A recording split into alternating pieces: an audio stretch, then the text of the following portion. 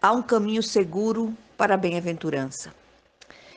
Bem-aventurado o homem que não anda segundo o conselho dos ímpios, nem se detém no caminho dos pecadores, nem se assenta na roda dos escarnecedores.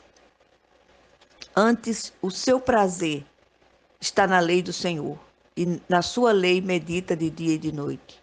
Pois será como a árvore plantada junto a ribeiros de água, a qual dá o seu fruto no seu tempo. As suas folhas não cairão, e tudo quanto fizer prosperará.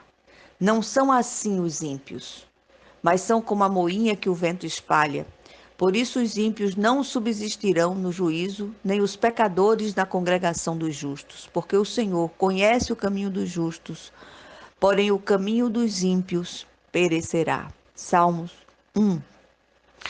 Este é um salmo sapiencial e trata do valor da palavra de Deus, das bênçãos para os que meditam nessa palavra e lhe obedecem, bem como do julgamento final sobre os rebeldes. O salmo apresenta dois caminhos, o da bênção e o do julgamento, maldição. Israel deveria escolher um deles. Jesus usa uma imagem semelhante através do Evangelho segundo Mateus, das duas portas. Ele diz: entrai pela porta estreita, larga é a porta e espaçoso o caminho que conduz para a perdição.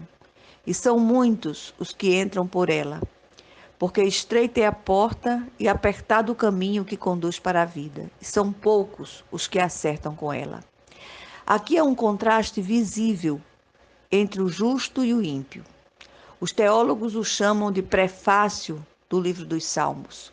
Aqui o editor celestial, muito sabiamente, o direcionou para abrir este livro tão precioso, pois as palavras deste cântico indicam o caminho para a bênção, assim como advertem para o julgamento divino.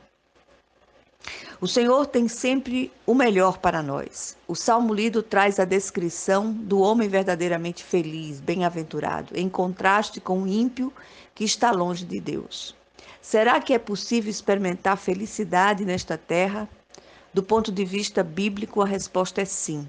E o caminho para essa felicidade chama-se Jesus Cristo.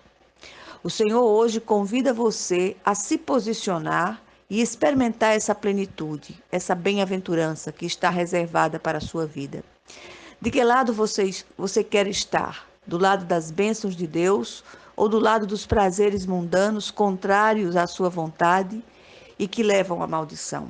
Céu ou inferno? Bênção ou maldição? Cabe a nós escolher. Um dia, o grande general Josué se posicionou. Veja o que ele diz em Josué 24:15. Porém, se vos parece mal servir ao Senhor, escolhei hoje a quem sirvais. Se aos deuses a quem serviram os vossos pais da além do Eufrates, ou aos amorreus, ou aos deuses dos amorreus, em cuja terra habitais. Eu e a minha casa serviremos ao Senhor. Josué disse aqui que preferia o Senhor.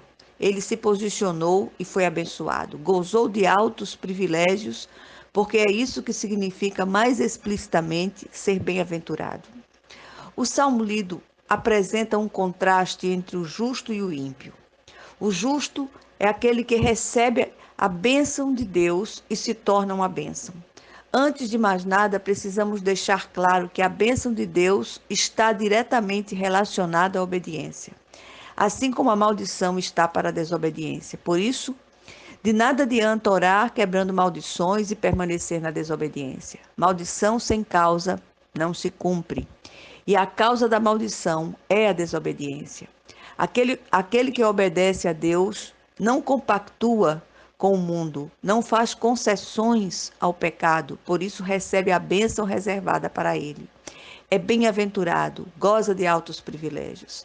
Vale a pena refletir em que conselhos você tem andado, em que caminhos você tem se detido e em que rodas tem se assentado.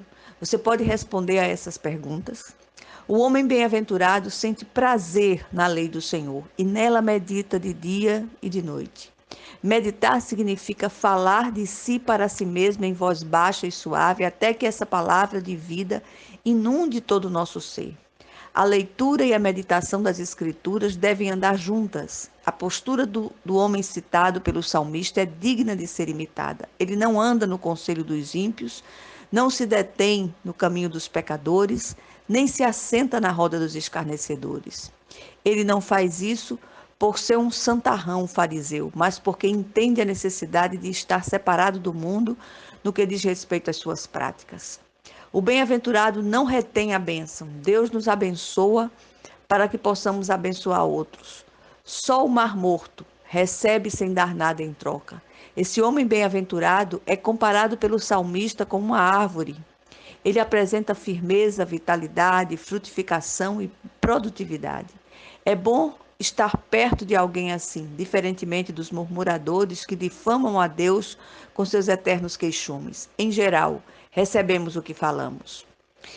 Por outro lado, o ímpio, aquele que está longe de Deus, precisa da bênção da salvação, mas a rejeita. A primeira parte do salmo refere-se a alguém temente a Deus. A segunda metade refere-se aos ímpios, os quais precisamos alcançar com a nossa pregação e, sobretudo, com o nosso testemunho. Os ímpios são todos os que rejeitam o Senhor. São pecadores porque erram deliberadamente o alvo estabelecido por Deus. E são escarnecedores porque fazem pouco caso da palavra de Deus e ridicularizam o que é sagrado. Contudo, precisam ouvir a palavra do Senhor e isso é tarefa nossa. Eles precisam ser abençoados com a bênção da salvação. O estado espiritual do ímpio é morto em seus delitos e pecados, como diz o apóstolo Paulo. Este homem sem Deus é desarraigado e o salmista o compara com a palha que o vento dispersa. A palha está destinada ao fogo. O Senhor termina o salmo afirmando que conhece o caminho dos justos, mas o caminho do ímpio, que o rejeita, perecerá.